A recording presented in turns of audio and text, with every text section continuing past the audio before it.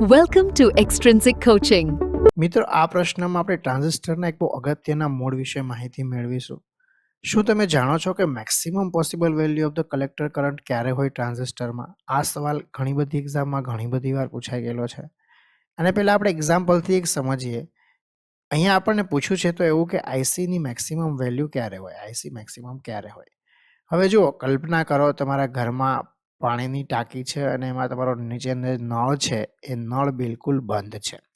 હવે નળ બંધ છે મતલબ કઈ કન્ડિશન છે? નળ બંધ છે મતલબ એ કટ ઓફ કન્ડિશનમાં છે, મતલબ એમાં કાંઈ પાણી બિલકુલ આવે નહીં, મતલબ કોઈ કરંટ જે છે એ વહે નહીં, કરંટ જે છે બિલકુલ ઝીરો હોય.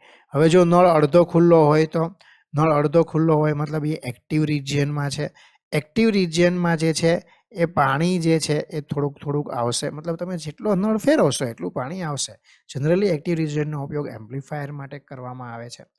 અને તમે નળ આખો ખોલી નાખો તો એને સેચ્યુરેશન રિજિયન કહેવાય. તમે જેમ નળની ચાવી છેલ્લે સુધી ફેરવી દીધી, મતલબ મેક્સિમમ પાણીનો જેટલો પ્રવાહ આવી શકે, જેટલો ફોર્સ આવી શકે એ આવી ગયો. હવે તમે ગમે એટલી ચાવી ફેરવો તો એનાથી વધારે પ્રવાહ વધે નહીં. આ નળનું ઉપરનું નીકળી જાય પણ એ પ્રવાહ ન વધે, કારણ કે મેક્સિમમ કરંટ પહોંચી ગયો. એટલે આઈસી મેક્સિમમ કેટલો હોય? આઈસી સેચ્યુરેશન જેટલો હોય, મતલબ આઈ સેચ્યુરેશન જેટલો હોય.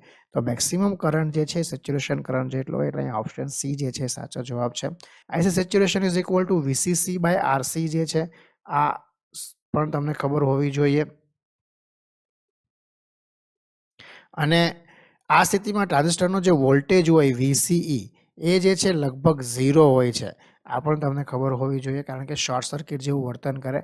એટલે મેક્સિમમ કરંટ એટલે સેચ્યુરેશન કરંટ એટલે ક્લોઝ સ્વિચ. આ બધા કોન્સેપ્ટ તમને ખબર હોવી જોઈએ. તો આવા જ વાયરલેસ પીએસઆઈના ઇમ્પોર્ટન્ટ ક્વેશ્ચન સોલ્વ કરવા અને કોન્સેપ્ટ સાથે અને રિયલ લાઈફ એક્ઝામ્પલ સાથે સમજવા માટે ફટાફટ ચેનલને સબસ્ક્રાઇબ કરો. વિડીયો તમારા મિત્રો સાથે શેર કરવાનું ભૂલતા નહીં. અને જો આ વિડીયોને લાઈક નથી કર્યો તો ફટાફટ લાઈક કરી દેજો મિત્રો. ધન્યવાદ.